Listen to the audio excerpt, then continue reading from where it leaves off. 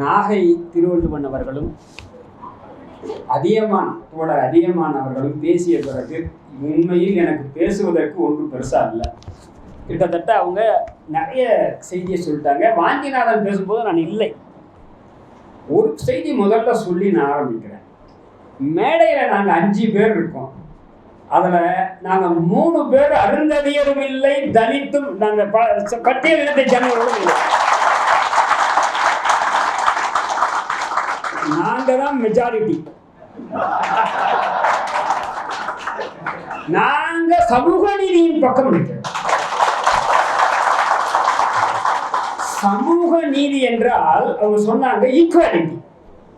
ஈக்குவாலிட்டியை எப்படி அடையிறதுன்றதுதான் சமூக நீதி, வேற ஒண்ணுமே இல்லை.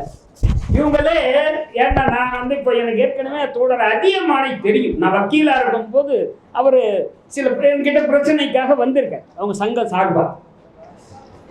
இதில் அவங்க நாகை திருவள்ளுவன் ஐயா சொல்லும்போது இந்த ரோஸ்டரை பற்றி அவர் சொன்னது இருக்கு பாருங்க, கொஞ்சம் திருத்தணும்.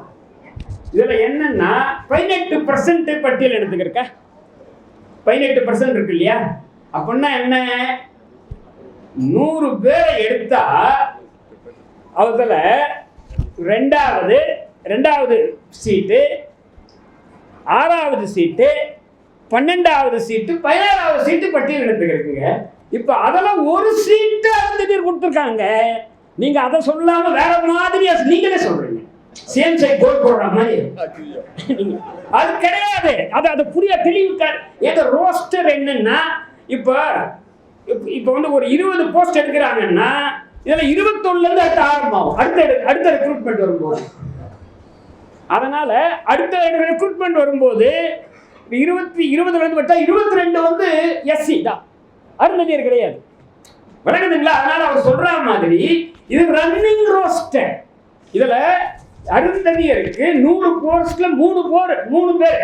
அதுல 2வது இடம், 32வது இடம், 66வது இடம் இதாக இருக்கு. இதுல என்ன முன்னுரிமை புரியல எனக்கு. நாம இவங்க இதுல என்னன்னா உச்ச நீதிமன்றம் என்ன சொல்லியிருக்குன்னா 18% அருந்ததியருக்கே கொடுத்துக்கணும் அப்படின்னா தப்பு. அதாவது 18% அருந்ததியரையே வச்சு நீ ஃபில்லப் பண்ணா தப்புன்னு 3% கொடுக்க. யார் 3 பேர் இது வரைக்கும் வரமாட்டேங்கிறா? அவர் சொன்னாரு, யாரு தோழர் அதிகமான் சொன்னாரு, எங்களை விட்டுட்டார். அவர் உயர் நீதிமன்ற நீதிபதி எனக்கு வந்ததில்லை. இப்போ ஒவ்வொரு கட்டத்தில் எடுத்துக்கிட்டீங்கன்னா ஒரு 2 பேர் 3 பேர் 4 பேர் இருக்காங்க உயர் நீதிமன்றத்தில். ஆனால் ஒருத்தர் கூட இங்கேருந்து வரல. அப்போ அவங்கள வரணுன்றதுதான் சமூக நீதி, வேற ஒண்ணுமே பிரச்சனையே இல்லை. இதை சாதாரண சுருக்கமா சொல்லணும்னா அதுதான். இதுல இந்த ஜட்ஜ்மெண்ட் இருக்கு பாருங்க.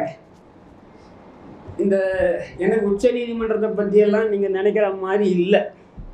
இந்த உச்ச நீதிமன்றம் தான் 2005 உள்ஒதுக்கீடு தப்புன்னு சொல்லிச்சு. உள்ஒதுக்கீடு தப்புன்னு சொல்லிச்சு. 5 பேர் சொன்னாங்க, இப்போ 7 பேர் மாற்றி சொல்லியிருக்காங்க. அதனால நம்ம தப்பிச்சோம். அதை மாற்றி சொன்ன போது 2005 எந்த அரசாங்கமும் அதை சரி பண்ண வரல. ஏன் சரி பண்ண வரல? ஓட்டு கிடைக்காது, அவங்க மெஜாரிட்டி. அதுக்காக இப்போ உச்ச நீதிமன்றம் சொன்னதுனால நமக்கு கிடைச்சிருக்கு. அதை பற்றி விவரமே சொல்லணும். இதில் முதலாக எனக்கு இந்த தீர்ப்பை படிக்கும் போது எனக்கு விவரத்தில் முதலாக இந்த உள்ஒதுக்கீடை கொண்டு வரது ஹரியானா. 1994 அவங்க உள்ஒதுக்கீடை கொண்டு வராங்க. 2 பிரிவாக பிரிக்கிறாங்க. அவங்க பிரிச்சு இந்த தீர்ப்புல இல்லை. தீர்ப்புல வந்து 2000 வந்ததா தான் இருக்கு. 2000 தான் அவங்க வந்ததா இருக்கு. இதில் தீர்ப்புல வந்து 1994 ஹரியானா. அவங்க 1994 இருக்கும்போது அந்த ஹரியானாவுக்கும் பஞ்சாபுக்கும் தலைநகரம் ஒன்று, கோர்ட்டு ஒன்று. Punjab and Haryana high court. இப்போ நமக்கு எப்படி மெட்ராஸ் ஹைகோர்ட் மாதிரி, மெட்ராஸ் ஹைகோர்ட் மதுரை இருக்க மாதிரி அவங்களுக்கு சண்டிகரில் இருக்கக்கூடிய ஹைகோர்ட். அதில் வந்து இவர் சொன்னாங்க பாருங்க, சென்னையா அப்படின்னு ஆந்திராவில் முதல்ல ஆந்திராவுக்கு வரலாம். இப்போ ஆந்திராவில் வரதுக்கு பாருங்க, ஆந்திராவில் 2000 தான் சட்டம் போடுறாங்க. இவர் சொன்னார் இல்லை, இங்கே ஜனார்த்தனம் நீதிபதியை வச்சு கமிட்டி வச்சு போட்டாங்கன்ட்டு. ஆந்திராவிலையும் ராமச்சந்திர ராஜு நீதிபதியுடைய கமிஷன் அடிப்படையில் தான் போட்டாங்க. அங்கே மடிகா அவங்க வந்து அவங்க மடிகாவுக்கு அருந்ததியர் மாதிரி அவங்களுக்கு வேலை மாதிகா, நீ பேர் மாதிகா வந்து அவங்க இல்லை. அதனால அவர் ராமச்சந்திர ராஜு சொல்ற அந்த ரிப்போர்ட் அடிப்படையில் அங்கே வந்து நீங்க அருந்ததியர் மாதிரி இல்லாமல் 4ஆ பிரிக்கிறாங்க. ABCDன்னு பிரிக்கிறாங்க. ஒன்றுக்கு ஏக்கு 1%, பிக்கு 7%, சிக்கு 6%, டிக்கு அப்படி மொத்தம் 15% கொடுக்குறாங்க. அதை உயர்நீதிமன்றத்துக்கு போகிறாங்க. உயர்நீதிமன்றம் நான் தலையிட மாட்டேன், ரைட் தான், உயர்நீதிமன்றம் சரிதான்னு சொல்லிடுது. அதுக்கு மேலே உச்சநீதிமன்றம் போகிறாங்க. உச்சநீதிமன்றம் 2005 5 நீதிபதிகள் அமர்வு அந்த உயர்நீதிமன்ற தீர்ப்பை ரத்து பண்ணிட்டு எஸ்சி மக்களுக்கு இடையில உள்ஒதுக்கீடு பண்ணக்கூடாது. ஏன்னா ஷெட்யூல் காஸ்ட் வந்து ஒரே சாதி, எந்த விதமான வேற்றுமையும் இல்லை, ஹோமோஜீனியஸ் ஆங்கிலத்தில் அப்படின்றாங்க. அதுதாங்க அடிப்படை.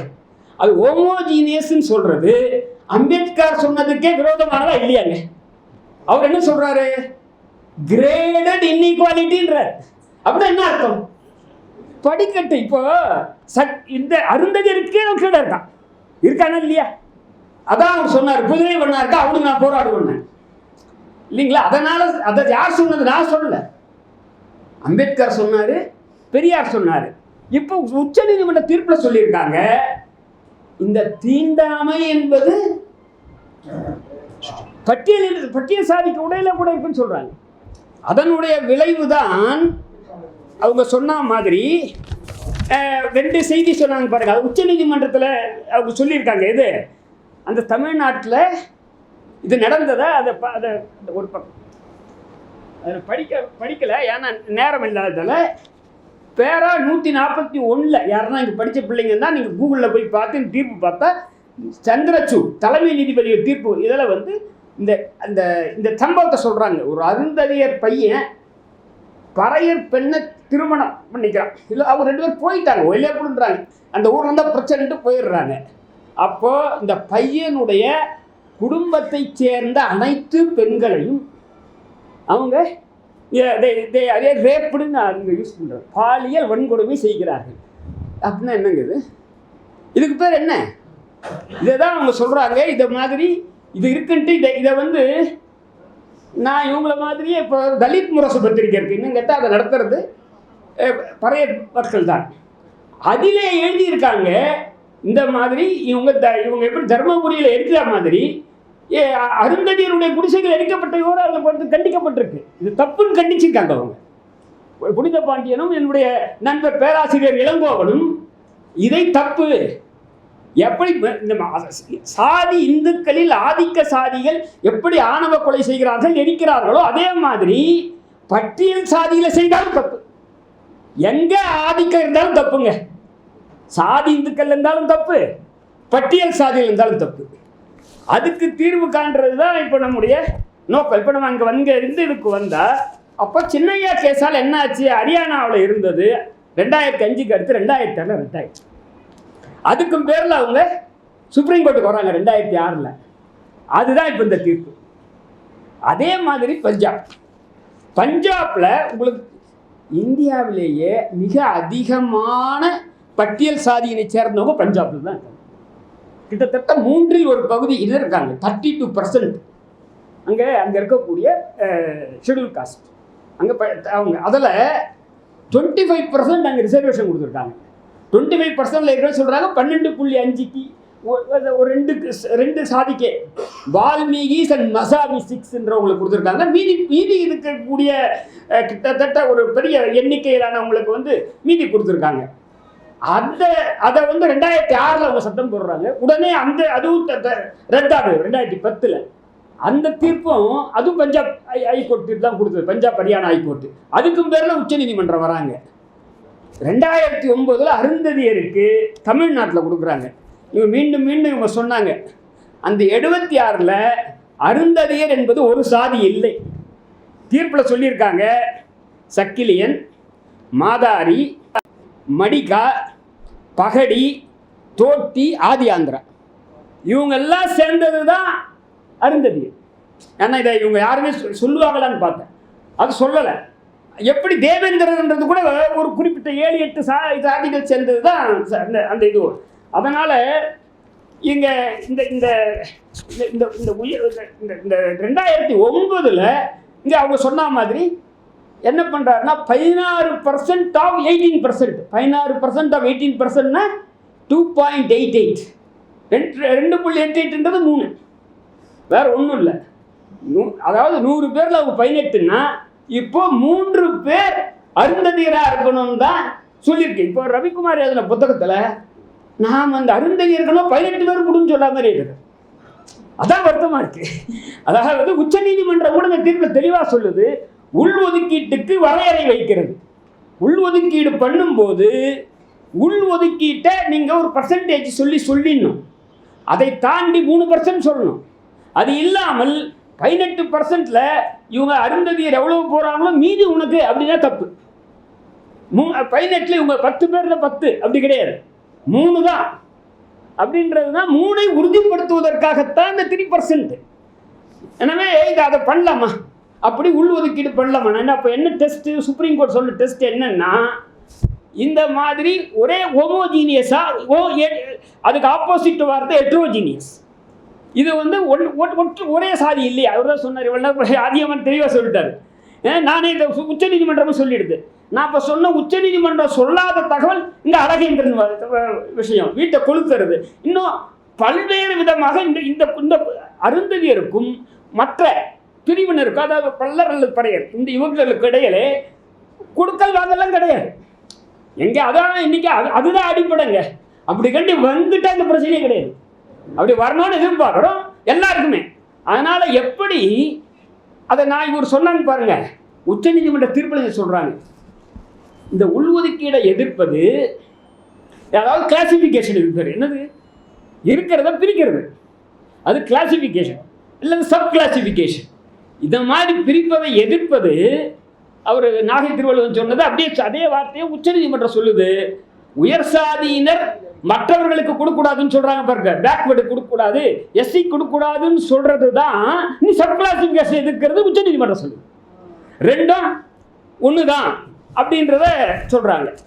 அதே மாதிரி இந்த ட்ரெயின் சொன்னாங்க பாருங்க, அதையும் உச்ச நீதிமன்றம் சொல்லுது. நான் ஏற்கனவே கவாயோட தீர்ப்பில் அவர் சொல்றாரு என்னன்னா, இந்த மாதிரி நீ ட்ரெயினில் ஏற்றா ஒருத்த வந்துட்டான்னா அடுத்து வேற வரைக்கும் உள்ளே போகணும்னு பார்க்குறான். ஏறினபடி யாரும் உள்ளே வரக்கூடாது, யாரும் உள்ளே வரக்கூடாது, நீ இறங்குறது இல்லை அப்படின்றத தீர்ப்பிலேயே அவங்க வந்து உச்ச நீதிமன்றத்தில் சுட்டி காமிக்கிறாங்க. இப்போ கூடங்க இதை 7 நீதிபதி தீர்ப்பு கொடுத்துருக்காங்கல்ல, 7 நீதிபதிகளில் 4 பேர் பிராமணர்கள். என்னைக்குடா 4 பேர் ஷெட்யூல் காஸ்ட் வர போகிறது? அன்னைக்கு தான் வந்து அம்பேத்கர் வெற்றி பெற்றார், அன்னைக்கு தான் வந்து பெரியார் வெற்றி பெற்றார். இதை வந்து நாங்கள் அதான் இங்கே நிற்கக்கூடிய செய்தி வந்து என்னன்னா இதுதான். இப்போ இன்னொரு விஷயத்தை சொன்னாங்க, இன்னொரு அந்த புக்கில் திரு ரவிக்குமார் மரியாதை அவர் என்ன சொல்கிறாருன்னா, இந்த உள்ஒதுக்கீடு வந்து கம்ப்ளீட்டாக என்னமோ அவங்களுடைய உரிமையை போயிட்டு, அவங்க உரிமை போகலை, யாருடைய உரிமையும் போகலை. இது வரைக்கும் இவங்களுக்கு இதுக்கு இப்போ இப்படி ஒரு ஆதாரம் வச்சிங்களேன். 2009க்கு முன்னாடி அருந்ததியர்கள் அவர்கள் மக்கள் தொகை எண்ணிக்கைக்கு ஏற்ப கல்வியிலும் வேலை வாய்ப்பிலும் இருந்தார்கள் அப்படின்னு சொன்னதை அது தேவையில்லையா? சொல்லிட்டு அதுக்கு டேட்டா கொடுத்தோம், அதுக்கு டேட்டா இல்லை. அதுதான் ஜனார்த்தனம் சொல்லியிருக்காரு, அதுதான் கலைஞர் பண்ணிருக்கார். எனவே அந்த 3%ஐ உறுதி செய்வது தான் இவங்களுக்கு. இன்னும் கேட்டால் நம்ம என்ன தெரியுமா பண்ணணும்? நான் உங்களை கேட்குறேன், குதிரை வண்டார் மட்டும் இல்லைங்க, ஆதி திராவிடர், அதாவது ஆதி திராவிடன்ற வார்த்தையே வருது. ஏன்னா இப்போ எல்லாமே நம்ம மைண்டில் ஏறி போச்சு. அது பொதுப்பெயர். ஏன்னா 1923 நீதி கட்சி ஆட்சியாளர் இருக்கும்போது MC ராஜா வந்து சொல்கிறாரு, எல்லா இந்த மாதிரி இருக்கக்கூடிய பட்டியல் இனத்தவர் அப்போ டிப்ரஸ் கிளாஸ்னுவாங்க. அப்போது ஷெட்யூல் காஸ்ட் கிடையாது. ஆக்சுவலி ஷெட்யூல் காஸ்ட்டு ஒரு காஸ்ட் கிடையாது. நான் சுப்ரீம் கோர்ட் சொல்லுது, ஷெட்யூல் காஸ்ட்னு ஒரு காஸ்ட். ஷெட்யூல் காஸ்ட்டில் 76 காஸ்ட் இருக்குது தமிழ்நாட்டில். அப்போது இந்த இந்த இந்த இந்த இந்த இந்த மாதிரி இந்த விஷயம் இருக்கு பாருங்கள். இந்த இந்த கிரிமி லேயர் பற்றி சொல்கிறப்போ அவர் ரவிக்குமார் அவர் சொல்கிறாரு, இந்த கிரிமி லேயரை விட இது உள் ஒதுக்கீடு ரொம்ப டேஞ்சர்னு. எனக்கு புரியல. ஏன்னா கிரிமி லேயரை பொறுத்தவரையில் இப்போ அதில் நாங்கள் இப்போ தலித் இயக்கங்கள் இருக்குது பாருங்கள். இந்தியா முழுவதும் தலித் இயக்கங்களை ரொம்ப பாராட்டும். இவர் தமிழ்நாட்டு தான் சொன்ன, தமிழ்நாடு இல்லை. இந்த சட்டம் அந்த தீர்ப்பு வந்த உடனே தீர்ப்பில் உள் ஒதுக்கீடு சரி என்று சொன்னார்கள். ஆனால் கிரிமி லேயரை பொறுத்த வரைக்கும் அவங்க என்ன சொன்னால் பரிந்துரைச்சிருக்காங்க. இது முதல் முறை பரிந்துரைக்கலைங்க. 1985 சுப்ரீம் கோர்ட் சொல்லி யாரு இப்போ இருக்க சந்திரசூட் இருக்கார், அவங்க அப்பா சீஃப் ஜஸ்டிஸ் அசோக் குமார், வசந்தகுமார் அப்படின்றவன் வசந்தகுமார், கரெக்டு. வசந்தகுமார் தீர்ப்பில் அவர் சொல்கிறாரு 1985 கான்ஸ்டியூஷன் 35 வருஷம் ஆச்சு, இன்னும் 5 வருஷம் கொடுக்குறோம், 50 வருஷத்துக்கு அப்புறம் கிரிமி லேயர் வரணும் எஸ்சிக்குன்ட்டு 1985 எழுதியிருக்காருங்க. அதுக்கு அடுத்து இப்போ என்ன துரதிர்ஷ்டம்னா இந்த 7 பேரில் 6 பேர் உள்ளொதுக்கிட்ட சரின்னு சொல்கிறாங்க, ஒருத்தர் சொல்ல சின்ன யாரும் தப்பு சரின்ட்டாங்க. இந்த 6 பேரில் 4 நீதிபதிகள் கிரிமி லேயரை பரிந்துரைச்சிருக்காங்க. பரிந்துரைத்தால் அது வராது, பரிந்துரைத்து தான் இருக்காங்க. பரிந்துரைத்த உடனே நீங்க சொன்னார் பாருங்க, தமிழ்நாடு மட்டும் இல்லை, மோடி பட்டியல் இனத்தை சேர்ந்த அத்தனை எம்பியும் கூப்பிட்டாரு. அவன் சொல்லிட்டான் இந்த மாதிரி கிரிமி லேயர்லாம் கொண்டு வந்தவனை ஒழிச்சிடுவான்ட்டான். அதோட சொல்லிட்டாரு நான் கிரிமி லேயர் கொண்டு வர மாட்டேன். எப்போ எது தீர்மானிக்குது? நம்ம சக்தி தான். எப்போ 85 சந்திரசூட், அப்போ இருந்து இவருடைய அப்பா பேரும் சந்திரசூட், இனிஷியல் தான் மாறும். அவரும் சொன்னார். அடுத்து 2006 பாலகிருஷ்ணன், அவர் பட்டியலத்தை சேர்ந்தவர். இந்த 4 பேரில் கவாய் பட்டியலத்தை சேர்ந்தவர். அவர் சொன்னார் ஜர்னலிஸ்ட்ன்ற கேஸில் நாரிமன் சொன்னார், இவங்கெல்லாம் பரிந்துரைச்சிருக்காங்க, பரிந்துரைத்தால் கிரிமி லேயர் வராது. உள்ஒதுக்கீடு வர வேண்டும் என்றாலும் கிரிமி லேயர் வர வேண்டும் என்றாலும் அரசு உத்தரவு போடணும். இப்போ பேக்வர்ட் கிளாஸுக்கு மத்திய அரசு பணியில், மாநில அரசு பணி இல்லை, மத்திய அரசு பணியில் கிரிமி லேயர் பேக்வர்ட் கிளாஸுக்கு இருக்கு.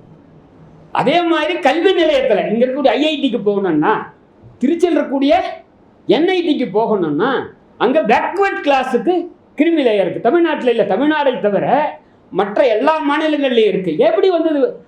எப்படி வந்தது மத்திய அரசு எப்போ கிரிமி லேயர் கொண்டு வந்தாங்க? எப்போ கொண்டு வந்தாங்க?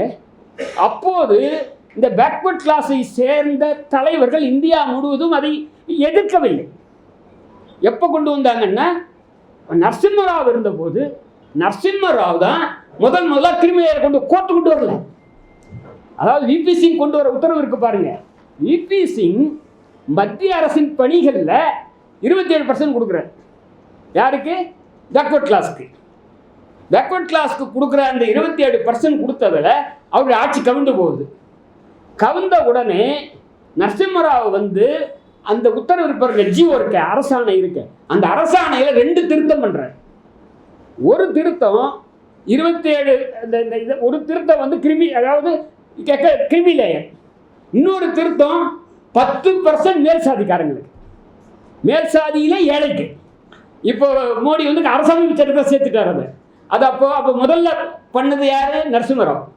அதை பண்ணும்போது 9 நீதிபதிகள் அமர்வு அதை 10% ரத்து பண்ணாங்க. ஏன்னா கான்ஸ்டியூஷனுக்கு விரோதமானதுன்னாங்க. அதனால தான் மோடி கான்ஸ்டியூஷன் சேர்த்துட்டார். அப்போ அதில் கிரிமி லேயரை அவங்க ஒத்துக்கிட்டாங்க. யார் கொண்டு வந்தது கோர்ட் இல்லை, கொண்டு வந்தது அரசு. எனவே இப்போ நீங்கள் கிரிமி லேயரை கொண்டு வரணும்னா அரசு கொண்டு வருமா? அரசு கொண்டு வராது, உறுதியாக கொண்டு வராது. யாரும் மோடி அரசு கொண்டு வராது. நீங்கள் பத்திரிக்கையில் பார்த்துருப்பீங்க, அவங்களுடைய பாஜகவில் இருக்கக்கூடிய ஏன்னா ரிசர்வேஷன் இருக்குல்ல எம்பி, அதில் உங்களுக்கு பொலிட்டிக்கல் ரிசர்வேஷன் இருக்குது. இதில் கூட உங்களுக்கு மக்கள் தொகைக்கு ஏற்ற அளவுக்கு கல்வியிலும் வேலை வாய்ப்புகளும் கிடையாது. அடிக்குவேட் ரெப்ரசன்டேஷன்ற வார்த்தை தான் அரசமைப்பு சட்டம் சொல்லுது.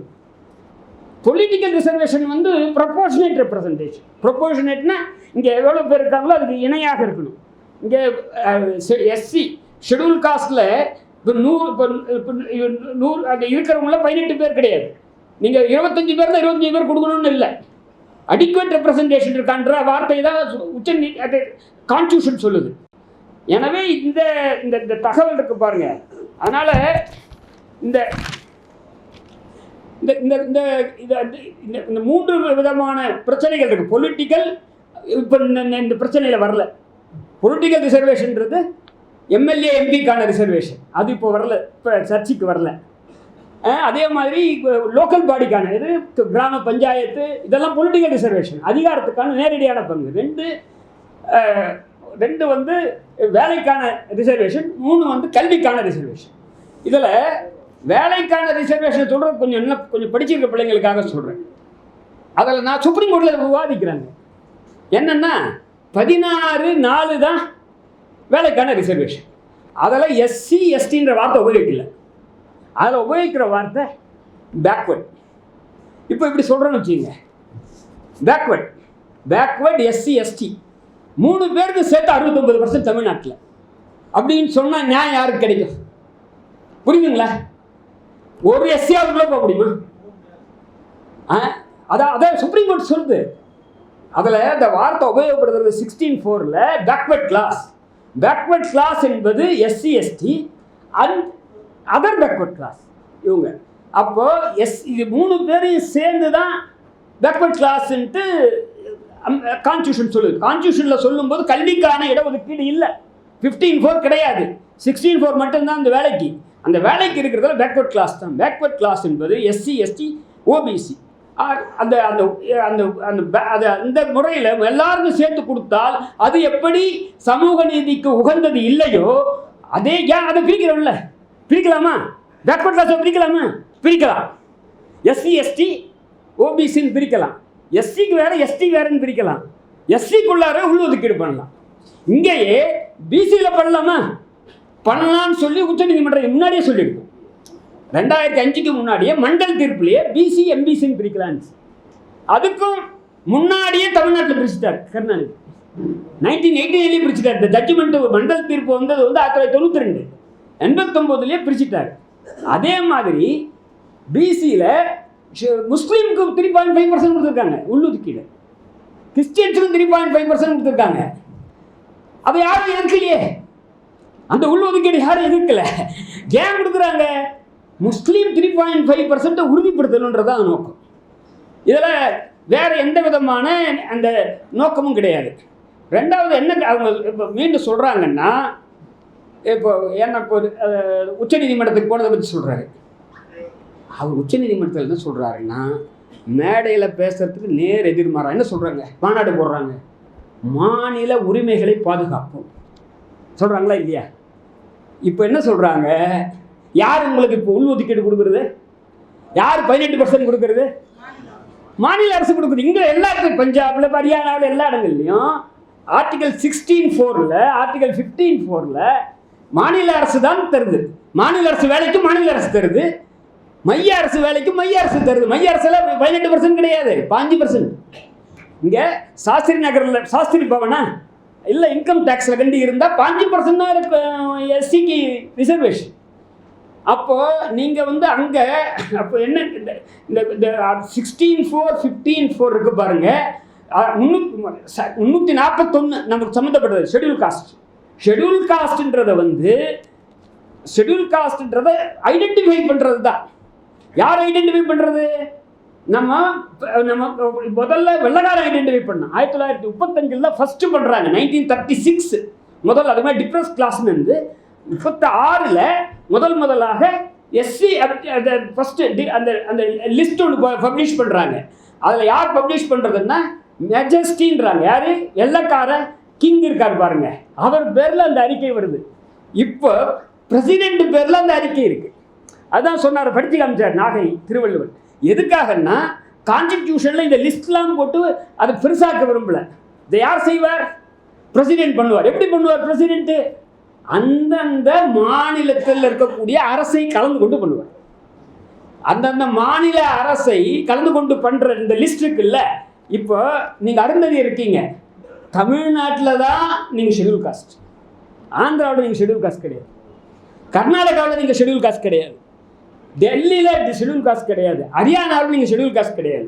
அங்கே இருக்கக்கூடிய வால்மீகி பஞ்சாபில் இருக்கவர் தமிழ்நாட்டுக்கு ஷெட்யூல் காஸ்ட் கிடையாது. அந்தந்த மாநிலத்துக்கு தான் இருக்குது. 1. 2, ஒரு முறை பிரசிடென்ட் வந்து ஒரு லிஸ்ட்டை போட்டால் அதை யாரும் மாற்ற முடியாது. அதை லிஸ்ட்டை போய் மாற்றிலையே. மாற்றினா இப்போ சப்போஸ் அந்த லிஸ்ட்டில் இருந்து எடுக்கிறான்னு வச்சுக்கலாம், கிருஷ்ணசாமி எடுக்க சொல்கிறாரு. ஆனால் அந்த அதிகாரம் மோடி கூட கிடையாது. பார்லிமெண்ட் பண்ணணும், அரசாங்கம் கேபினெட் பண்ண முடியாது, பார்லிமெண்ட் பண்ணணும். பண்ண முடியுமா? ஈஸியா பார்லிமெண்ட் பண்ணுறது?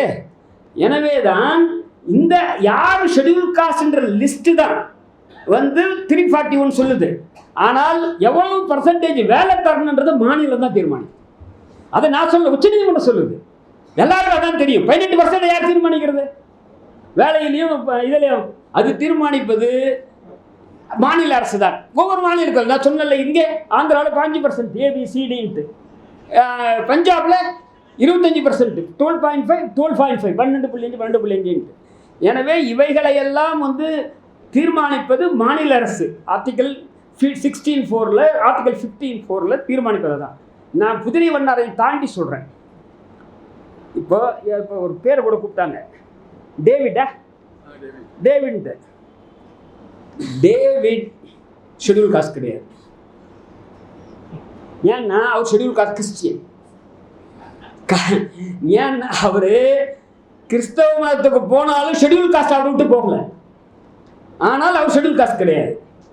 அம்பேத்கரே 1956 அவர் இறக்கும்போது ஷெட்யூல் காஸ்ட் கிடையாது. ஏன்னா அவர் புத்த மதத்துக்கு போயிட்டார். அப்போ இந்துவா இருந்தால் தான் அவன் ஷெட்யூல் காஸ்ட். செய்யாது. ஏங்க ஒரு சேரியில் இருந்தா ஊரில் என்ன பார்க்குறான்?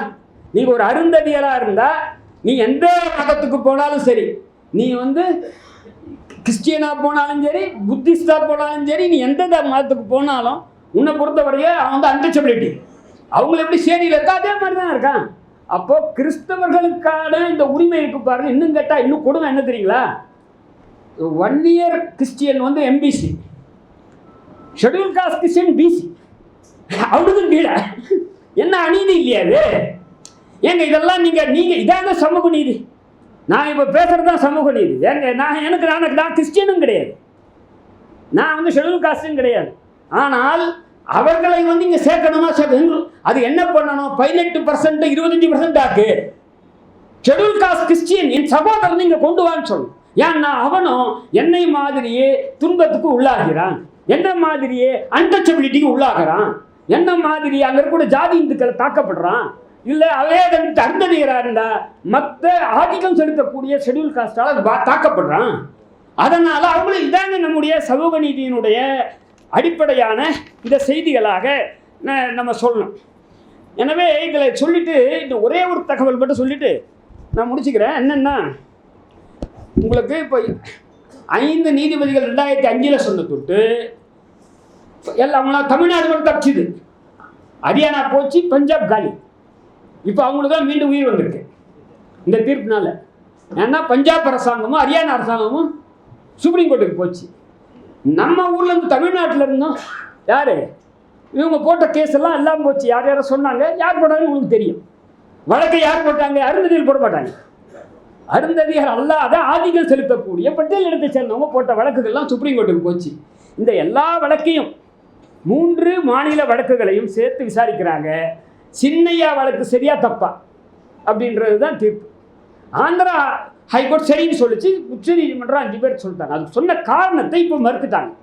ஹோமோஜீனியஸ் இல்லை, ஷெட்யூல் காஸ்ட் என்பது ஒரே சாதி கிடையாது, அது அடுக்கில் இருக்குது. அது இப்போ ஷெட்யூல் காஸ்ட்டுக்குள்ளார அன்டச்சபிலிட்டி இருக்குது. அவங்களுக்குள்ளார ஃபுட்டு கொடுக்குறது காமனாக இல்லை. அவன் எல்லாருக்கும் ஃபுட்டு கொடுக்க மாட்டான். வீட்டுக்குள்ளே வாப்பா நீ போனால் அந்த ஆதிக்க சாதியில் இருக்கக்கூடிய ஷெட்யூல் காஸ்ட்டு வீட்டுக்குள்ளே வரவழைச்சி சோறு கொடுக்க மாட்டான். சுப்ரீம் கோர்ட் சொல்லுது. தண்ணி கொடுக்க மாட்டான். அப்புறம் பொண்ணை பணி கொடுக்க பண்ணுவோட பண்ண மாட்டானு. எப்போ அவன் சோறும் தண்ணியும் கொடுக்கலையோ அப்போ ஒன்று என்னன்னு பார்க்குறான், நீ வந்து கீழே அப்படின்னு பார்க்குறான். அப்போது இதை வந்து சரி பண்ணுறது தான் நான் இதனுடைய நோக்கமே தவிர இதை பொறுத்தவரையில் இதில் இதுதான் இதனுடைய அடிப்படையாக பார்க்குறேன். உச்ச நீதிமன்றம் இருக்கு பாருங்கள், அதில் ஒரே ஒரு தகவல் சொல்லிட்டு நான் முடிச்சுக்கிறேன். என்னென்னா, இப்போ கண்டி இந்த 7 நீதிபதிகள் அந்த 5 நீதிபதிகள் தீர்ப்பை, சின்னையா தீர்ப்பை, ஆந்திராவில் சொன்ன தீர்ப்பை திருப்பலன்னா நமக்கு விமோசனமே கிடைச்சிருக்காது.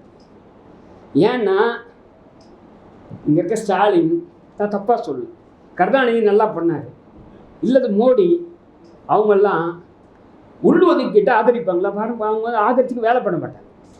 ஆனால் ஒட்டுமொத்த ஷெட்யூல் காஸ்ட்டை பாதிக்கப்பட்ட போது தலையிட்டு இருக்காங்க. அதை என்னென்ன பாதிக்கப்பட்டிருக்கு அப்படின்னா ஒரு 7 தகவலை அதில் சொல்லலாம். அதில் பட்டியலிடுறாங்க. 7 முறை உச்ச நீதிமன்றம் தலைமை நீதிபதி என்ன சொல்கிறாருன்னா ஒரு வார்த்தை உபயோகப்படுத்துகிறாரு. ரிசர்வேஷன் உச்ச நீதிமன்றத்துக்கு வரும்போதெல்லாம் டர்புலன்ஸ்னு என்ன, நான் விமானத்தில் வந்தேன், ஆட்டங்கான்றது ஒவ்வொரு முறையும் உச்ச நீதிமன்றத்தில் ஆட்டங்கண்டிருக்கு. அப்படி ஆட்டங்கண்ட போது ஒவ்வொரு முறையும் பாராளுமன்றம் தலையிட்டு சட்டம் போட்டு சரி பண்ணுது. அரசமைப்பு சட்டத்தை திருத்தது.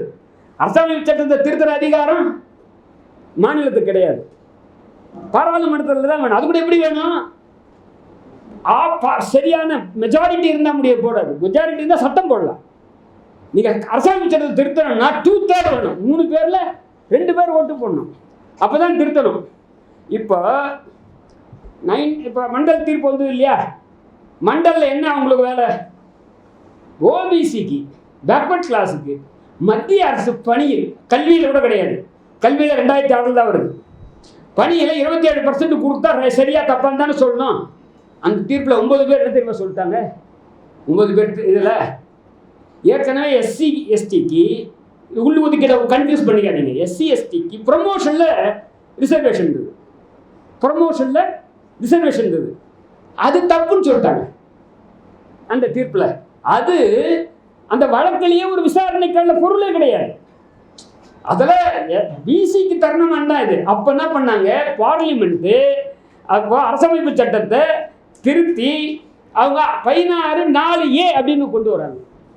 அதுக்கும் முன்னாடி தமிழ்நாட்டில் தான் என்ன ஆச்சுன்னா, நான் கான்ஸ்டியூஷனில் சொன்னல 16(4) தான் வந்து வேலையில் தான் இடஒதுக்கீடு இருந்து. செண்பகம் துரைராஜன்ற வழக்கில் நீங்களாம் ஏன் சொல்கிறேன்னா, சில படித்த பிள்ளைங்க கூகுளில் போய் பார்க்கலாம். செண்பகம் துரைராஜன்ற வழக்கம், இன்னொன்று வெங்கட்ராமனான்ற ஒரு வழக்கு, வெங்கட்ராமனான்ற 2 வழக்குகளில் இங்கே உச்சநீதிமன்றம் வரைக்கும் போய் வேலையில் தான் இருக்கே தவிர கல்வியில் இல்லைன்னாங்க. அதனால் 15(4)ன்ற புது பிரிவை அரசமைப்பு சட்டத்தில் அப்போ சேர்க்குறாங்க. 15(4)ல் சேர்க்கும்போது அதில் 16(4) மாதிரி வெறும் பேக்வர்ட் கிளாஸ்ன்னு சொல்ல, SC ST socially and educationally பேக்வர்ட்ன்ற வார்த்தையை உபயோகப்படுத்துகிறாங்க 15(4)ல். அப்போ முதல்ல 15(4) சுப்ரீம் கோர்ட்டு வந்து கல்வியில் இடஒதுக்கீடு இல்லை அப்படின்னு சொல்லும்போது 15(4) வருது. பாராளுமன்றத்தில் சட்டத்தை திருத்துறாங்க. ஃபஸ்ட்டு டர்புலன்ஸ் எப்போ, செண்பகம் துரைராஜன் ஃபஸ்ட்டு டர்புலன்ஸ். அப்போ செகண்ட் டர்புலன்ஸ் வந்து மண்டல் கமிஷன் தீர்ப்பு ப்ரொமோஷனில் கிடையாது அப்படின்றப்போ. 3வது என்ன ஆச்சுன்னு சொன்னால், இப்போ சொன்னாங்க பாருங்கள், கேரி ஃபார்வர்டும்பாங்க. என்னது கேரி ஃபார்வர்டுனா, இப்போ இன்னைக்கு பேப்பர் வச்சிங்களா, நேத்தா இன்னைக்கு பத்திரிக்கையில் திருச்சியில் ஐஐடி இல்லை சார், மேனேஜ்மெண்ட் இருக்கு, ஐஐஎம்ல 86% எஸ்சி எஸ்டி பிசி ஃபில்லாரு. நான் அடுத்தது இல்லை, எஸ்சி எஸ்டி பிசி, ஏன்னா அது வந்து ஒரு டாப் லெவல் எலைட் இன்ஸ்டிடியூஷன், அங்கே 86% ஆகும். அதை விட்டுருங்க. இப்போ எங்கள் நீதித்துறையில் முன்சிப்புக்கு தேர்வு நடந்து, முன்சிப்பு மேஜிஸ்ட்ரேட்ன்றது இருக்கிறதுலே கீழே இருக்க பதவி. முதல் படி அதான், அடுத்த படி சப் ஜட்ஜி, அடுத்த படி டிஸ்ட்ரிக்ட் ஜட்ஜி, கடைசி படி ஹைகோர்ட் ஜட்ஜி. அந்த முதல் படி இருக்க டிஸ்ட்ரிக்ட் முன்சிப்பு, அதில் எஸ்சி எஸ்டி பிசி எம்பிசி 4 பேருக்குமே அந்த நம்பர் வரல, கேரி ஃபார்வர்ட் ஆச்சு. கேரி ஃபார்வர்ட்னா இப்போ உங்களுக்கு தெரியுதா, இந்த வருஷம் அவங்களுக்கு இப்போ எஸ்சிக்கு 100ன்னா 18 பேர், உங்கள் 3 அருந்ததியரோட 18 பேர் இல்லை, மொத்தம் 10 பேர் தான் செலக்ட் ஆகுறான். அப்போ அந்த 8 போஸ்ட் கேரி ஃபார்வர்ட் ஆகுது. அப்போது இதாண்டா நிலைமை. இப்படி ஆகும்போது என்ன சொல்லிட்டாங்க சுப்ரீம் கோர்ட்டில் கேரி ஃபார்வர்ட் பண்ணக்கூடாது. அப்படியே பண்ணால் ரெண்டாவது 50% மிகக்கூடாது, அதையும் சேர்த்துக்கணுன்றான். அப்போ மறுபடியும் கான்ஸ்டியூஷன் அமெண்ட்மெண்ட் வருது 4B 16 4B 4Bயில் கேரி ஃபார்வர்ட் பண்ணலாம். கேரி ஃபார்வர்டு வந்து 50%க்கு மேலே போகலாம் பார்க்கக்கூடாது அப்படின்னு சொல்கிறாங்க. அடுத்து என்ன சொல்கிறான், நீ கேரி ஃபார்வர்டில் வந்தாலும் அதுக்கு ப்ரொமோஷன் வந்து வச்சுங்க. ப்ரொமோஷன் இருக்குது. ஐயா இவர் டிரான்ஸ்போர்ட் டிபார்ட்மெண்ட்டில் ஒர்க் பண்ணார், அவர் வந்து அவர் ப்ரொமோஷன் கொடுக்குறாங்க, ஷெடியூல் காஸ்ட்ன்ற முறையில் கொடுக்குறாங்க. அருந்ததியர் கன்ஃபியூஸ் பண்ண வேண்டாம், கொடுக்குறாங்க. கொடுத்து ஒரு போகிறாரு, இவருக்கு கீழே இருக்கவன் அந்த பதவிக்கு விட்டான்னு வச்சுக்கிங்க, அவன் சீனியர் ஆகிடுவான். அடுத்த ப்ரொமோஷன் இவருக்கு கிடைக்காது. அதை வந்து 1648 மீண்டும் கான்சிக்வன்ஷியல் சீனியாரிட்டின்னு மறுபடியும் கான்ஸ்டியூஷனை திருத்தினாங்க. இது 3வது. அதே மாதிரி இப்போ என்ன, அப்போ ஒவ்வொரு முறையும் இந்த டர்புலன்ஸை உண்டாக்குறது யாரு? Supreme court. செங்கமன் துர்ராஜன் சொன்னது யாரு? Supreme court. மண்டல் தீர்ப்பில் SC/STக்கு ப்ரொமோஷன் கூடாதுன்னு சொன்னது யார்? Supreme court. அதுக்கப்புறம் கேரி ஃபார்வர்ட் ரூலில் 50% தான் சொன்னது யார்? Supreme court. கேரி அப்படியே ப்ரொமோஷன் வந்தாலும் அந்த ப்ரொமோஷனில் வந்து இவர் சீனியாரிட்டி கான்சிக்வன்ஷியல் சீனியாரிட்டி வராதுன்னு சொன்னது யார்? Supreme court. அப்போ அவங்களுக்கு என்ன மனப்பான்மை இருக்கோ, யாருக்கு உயர் சாதிக்காரங்களுக்கு என்ன மனப்பான்மை இருக்கோ அதே மனப்பான்மை தான் SCயில் இருக்கக்கூடிய ஆதிக்க சாதியில் இருக்கு. அதுதான் அடிப்படை. இதே மாதிரி இன்னும் 7 சர்க்கம்ஸ்டன்சஸ் சொல்லலாம். என்னன்னா அதுலேயே மாதிரி 335 ஒரு ஆர்டிக்கிள் இருக்கு. அதில் எஃபிஷியன்சி அப்படின்னா என்ன, ஒன்று நமக்கு திறமை மெரிட் இல்லை அப்படின்னு சொல்லி சுப்ரீம் கோர்ட் காலி பண்ணிக்கிட்டே இருந்தான் மெரிட்டை பற்றி. அப்போ சொன்னாங்க மார்க் இருக்குன்னு வச்சிங்களேன், ஒரு மார்க் ஒன்று வைக்கிறாங்க, 40 மார்க் வாங்கினா தான் போகலான்ட்டு. அப்போது போக முடியாது. 335 சொல்லி காலி பண்ணிக்கிட்டே இருந்தான். அப்போது சுப்ரீம் கோர்ட் காலி பண்ணிக்கிட்டே இருந்த தொட்டு குவாலிஃபிகேஷனில் ரிலாக்ஸ் பண்ணக்கூடாதுன்ற தொட்டு கான்ஸ்டியூஷனில் திருத்துறாங்க. 335 திருத்தி குவாலிஃபிகேஷனில் ரிலாக்ஸ் பண்ணலான்றாங்க. 40க்கு பதிலாக 35 மார்க் வைக்கலாம் SCக்கு. நான் இப்போ மறுபடியும் என்னன்னா, இப்போ ஒவ்வொரு முறையும் இந்த டர்புலன்ஸ் வருது இல்லை, இதற்கான காரணம் உச்சநீதிமன்றம். இதெல்லாம் ஒவ்வொரு முறையும் கான்ஸ்டியூஷனை திருத்தினது இருக்கக்கூடிய இந்த ஷெடியூல் காஸ்ட் கொடுத்த அழுத்தத்தால் திருத்தப்படுறது வந்து அதுதான். இப்போ SC/ST ஆக்ட்லேயே என்னங்காச்சு, SC/ST ஆக்ட்லேயே சுப்ரீம் கோர்ட்டு வந்து காலி பண்ணிச்சு. நம்ம தமிழ்நாட்டில் பெருசாக நடக்கல, வட இந்தியாவில் மிகப்பெரிய போராட்டம் இருந்து அந்த தீர்ப்பை ரத்து பண்ணுச்சு. மோடி காலத்தில் நடந்து. இப்போ எனவே இப்போ வந்து இந்த நமக்கு வந்து இப்போ நமக்கு இதற்கு தெரிய பாடம் என்ன அப்படின்னா, இப்போ யாராச்சும் ஒருத்தர் நம்ம எடுத்துக்கிட்டே இருக்காங்க.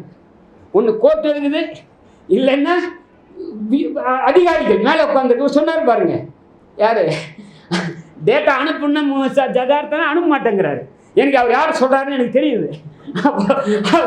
அப்போ இதை வந்து சரி பண்ணோன்னா அதுக்கு வந்து தேவையானது என்னன்னா, நம்மிடம் இருக்கக்கூடிய ஒரு ஒற்றுமை தான். ஒரு நியாயத்துக்காக ஒற்றுமையாக இருப்பது தான். ஏன் நாம் இப்போ இந்த அதை அம்பேத்கர் வந்து என்ன சொல்கிறாரு, மீண்டும் மீண்டும் இந்த கிரேட்டர் இன்இக்வாலிட்டி சொல்கிறார். அவர் 37 அவர் பேசும்போது அந்த ஊரில் நம்ம இங்கே எப்படி பறையர் பல்லர் அருந்ததியர் மாதிரி அங்கே வந்து மாங்கு மகர், நான் சொல்லுவதை மாங்குகள் கேட்பார்களான்றார். கண்ணீர் விட்டு சொல்கிறாரு. அதுக்காக தான் ஷெடியூல் காஸ்ட் ஃபெடரேஷன் ஆரம்பிக்கிறாரு, நம்ம ஒற்றுமை ஆகணுன்ட்டு. ஆனால் சாதி ரொம்ப பவர்ஃபுல்லானது, ரொம்ப ரொம்ப பவர்ஃபுல்லானது. என்ன இப்போ நாங்கள்லாம் விதிவிலக்காக இருக்கோம்.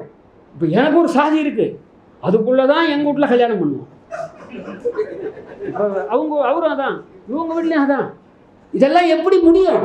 அப்போ அதனுடைய விளைவு ஒவ்வொருத்தரும் இருக்கும். அதை அப்போ அடிப்படையாக என்ன, இந்த திருமண உறவுகள் மூலமாக ஒரு பொதுக்கலப்பு உண்டானால் ஒழிய இது போகிற அதுக்கு அப்போ தான் வரும். அது வருமா? அதுக்கான கிட்ட இருக்கா? அழகேந்திரனுக்கு ஏற்பட்டது இது, அழகேந்திரனுக்கு இதுதான். நீங்கள் மீதியெல்லாம் தேவையில்லை. யார் சங்கர், இதெல்லாம் கௌசல்யா இல்லை, அழகேந்திரனுக்கு இதான் பிரச்சனை. அப்போது சாதியற்ற தாழ்வு பட்டியலினத்துக்கு மக்கள் மத்தியிலே இருக்குது, அதனால் உள்ஒதுக்கீடு அப்படின்னு உச்சநீதிமன்றம் சொல்லுங்க. நான் சொல்லலை, கலைஞர் சொன்னதை உச்சநீதிமன்றம் ஏற்றுக்கொண்டிருக்கிறது. இதில் ஒரு நியாயம் இருக்குன்னு சொல்லியிருக்கு. நாம் இதை யாரும் ஒன்று பண்ண முடியாது. இனிமேல் இன்னும் கேட்டால் இதன் மூலமாக அவருக்கு இருந்த அவர் பேச்சு தொடரில் நான் கூட பெரும் மதிக்கக்கூடிய அவர் ரிவ்யூ போட்டதன் மூலமாக அவருக்கு ஒரு பொதுவாக ஒரு இமேஜ், அவர் ஒரு சாதிய தலைவர் அல்ல அப்படின்ற அந்த இமேஜ் இதனால் அழிந்து போனதாக நான் கருதுகிறேன். ஏன்னா அதோட மட்டும் இல்லை, அதோடு இல்லாமல் மாநிலத்துக்காக குரல் கொடுக்கிறேன், மாநில உரிமைன்னு சொல்லிட்டு மாநிலத்துக்கு அதிகாரம் இல்லை, எதை உள்ஒதுக்கீடு செய்வதற்கு மாநிலத்துக்கு அதிகாரம் இல்லை என்பதும் இது முரண்பாடானது. அவர் எந்த நிர்பந்தத்தில் செய்தாலும் அதுக்கான பொறுப்பை ஏற்க வேண்டியவர் அவர் தான். ஏன்னா அதை இப்போ கூட அவர் என்ன பண்ணணும்னா ரிவ்யூவை வித்ட்ரா பண்ணணும். ரிவ்யூவை இன்னும் வரல. ரிவ்யூவை வித்ட்ரா பண்ணுவது தான் ஷெட்யூல் காஸ்ட் மத்தியில் மக்கள் மத்தியிலே ஒரு ஒற்றுமைக்கு வழிவகுக்கும். இங்கே அப்போதான் இங்கே இருக்கக்கூடிய சாதி இந்துக்கள் மத்தியில் இருக்கக்கூடிய அந்த நம்ம நடக்கக்கூடிய கொடுமைகளை எதிர்த்து ஒன்று திரள முடியும். இப்போ நீங்கள் தமிழ்நாட்டினுடைய தருந்ததில் எங்கே கூட இருக்காங்க? சேலம், ஈரோடு, தருமபுரி, கோவை, திருப்பூரில் இருக்காங்க. வெஸ்ட் அப்படிம்பாங்க. வடக்கே யார் இருக்காங்க? கடையர்கள் பெருமல் இருக்காங்க. தெற்கே யார் இருக்காங்க? பல்லர் மக்கள் இருக்காங்க. இவங்களுக்கு எல்லா இடங்களிலும் இருக்கு. இதை நான் என்ன பார்க்குறேன்னா, இந்த சாதி மிகப்பெரிய ஒரு சர்ச்சில் இருக்குங்க. எங்கிட்ட சர்ச்சில் எனக்கு ஒரு வேலை கொடுத்தாங்க சிவகங்கையில். அங்கே பல்லர் பெரும்பாலும் இருக்காங்க. பெரிய எண்ணிக்கையில் பல்லர்கள். அங்கே என்ன பண்ணுறாங்கன்னா, அங்கே இருக்கக்கூடிய சாதி இந்து உடையார்கள் பறையரை பாதிரியார் ஆக்குறான். அதுக்கப்புறம் மீதி இருக்கக்கூடிய பல்லரை ஆக்க மாட்டேங்கிறான். இன்னும் யாரோ ஒரு பேர் கடையரை ஆக்குறான். அவங்களெல்லாம் அங்கே நம்பரே கிடையாது. அவங்கள ஆக்கி இவனு மறுக்கிறான். இது வரைக்கும் சிவகங்கை டயாசிஸில் ஒரே ஒரு பல்லர் கூட அங்கே பாதிரியாராக வர முடியும். அதை எதிர்த்து நான் ஒரு ரிப்போர்ட் கொடுத்தேன். இது ஒரு தீண்டாமை. அதுக்கு தான் கிறிஸ்தவத்துக்கே போகிறோம். அப்போ என்ன இருக்கு? அப்போ எல்லா இடங்களிலும் அப்போ நம்ம என்ன பண்ணோம்? அங்கே சிவகங்கையில் இருக்கக்கூடிய ரொம்ப ரொம்ப சொற்பமாக 1% கூட கிடையாது பறையர்கள், 1% கூட கிடையாது கடையர்கள். அவர்கள் பல்லருக்காக போராடணும், அங்கே கொடுக்குற அநீதிக்காக போராடணும். எங்கே அநீதி இருந்தாலும் அதை எதிர்த்து போராடுவது தான் சமூக நீதி. நன்றி, வணக்கம்.